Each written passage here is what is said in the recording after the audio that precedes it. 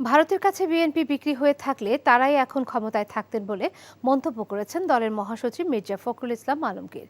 প্রধানমন্ত্রী ভারত সফরে হওয়া চুক্তিগুলোতে একতরফাভাবে ভারতকে সুবিধা দেওয়া হয়েছে বলে অভিযোগ করেছেন তিনি।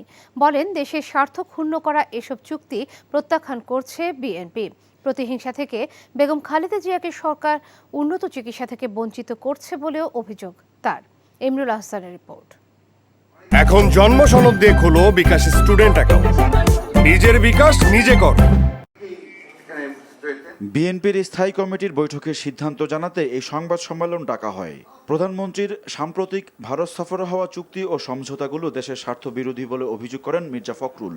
বলেন, পরিকল্পিতভাবে দেশকে ভারতের উপর নির্ভরশীল করা হচ্ছে। তিস্তা সহ অভিন্ন নদীগুলির পানি বন্টনের কোনো চুক্তি না করা, সীমান্তে বিএসএফ কর্তৃক বাংলাদেশি নাগরিকদের হত্যা বন্ধ না করা, একতরফাভাবে ভারতকে সকল প্রকার সুবিধা প্রদান করে বাংলাদেশের স্বার্থ ব্যাপকভাবে ক্ষুণ্ণ করা হয়েছে।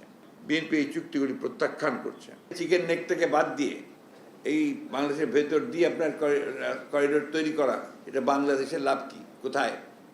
সম্পূর্ণ লাভ তার। এটা ভারত বিরোধিতা নয়, এখানে যার জন্য ক্লিয়ার করেছি আমাদের এই প্রশ্নটা আমাদের স্বার্থে। বক্তব্য আমাদের এই আন্দোলন বা এটা আমাদের ভারতের বিরুদ্ধে নয়, এটা এই সরকারের বিরুদ্ধে।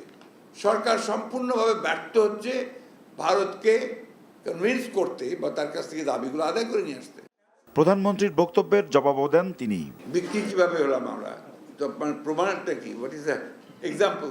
আরে বিক্রি হলে তো আমরা সরকারে থাকতাম। উনি নিজেই বলেছেন যে আমি সব কিছু উজাড় করে দিয়ে দিয়েছি, বলেন নাই আপনাদের? বলেছেন তো। তো ওই উজাড় করে দিয়ে তো উনি রেজাল্ট পাচ্ছেন। এবারও সব উজাড় করে দিয়ে এসেছেন, আবার রেজাল্ট পাবেন। হাসপাতালে চিকিৎসাধীন দলের প্রধান বেগম খালেদা জিয়ার অবস্থা বর্তমানে স্থিতিশীল জানিয়ে বিএনপির মহাসচিব অভিযোগ করেন, রাজনৈতিক কারণে চিকিৎসার জন্য দেশের বাইরে যেতে দেওয়া হচ্ছে না তাদের নেত্রীকে।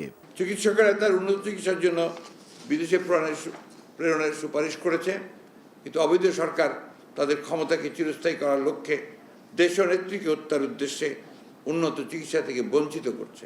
উদ্দেশ্যটা কি? উদ্দেশ্যটাকে পলিটিক্স থেকে দূরে সরিয়ে দেওয়া। এবং টাইমিংটা দেখেন, 18 নির্বাচনের ঠিক আগে কিছুদিন আগেই তাকে মামলা দেওয়া হলো, মামলার সাজা দেওয়া হলো, তাকে ভেতরে নিয়ে যাওয়া হলো। বেগম জিয়ার স্থায়ী মুক্তির দাবিতে শীঘ্রই নতুন কর্মসূচি দেওয়ার কথাও জানান মির্জা ফখরুল। ইমরুল আহসান, এনটিভি নিউজ, ঢাকা। আমি মনে হয় তোমারে ভালোবাসি, মনে হয় না, আসলেই ভালোবাসি।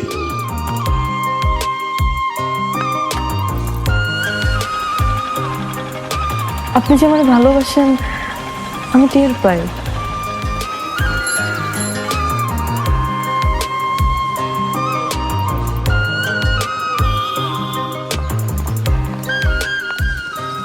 বুকের বাম পাশে যে ব্যথাটা হয়, ওই ব্যথাটার কাছে প্রশ্ন করে দেখো না, ভালোবাসো কিনা। 10 টাকা 10 টাকা ঘুরাইয়া দেখেন ভাগ্যের চাকা। Lottery lottery lottery.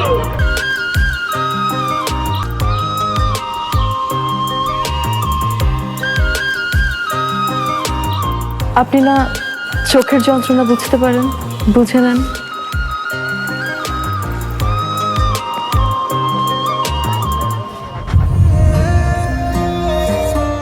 কিন্তু পুরো জগৎ মিথ্যা বলতে পারে, মানুষের চোখ কিন্তু কখনো মিথ্যা বলে না। তোমার ওই চোখ বলে তুমি আমারে ভালোবাসো।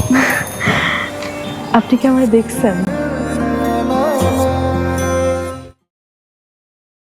এখন জন্ম সনদ দিয়ে খোলো বিকাশ স্টুডেন্ট অ্যাকাউন্ট।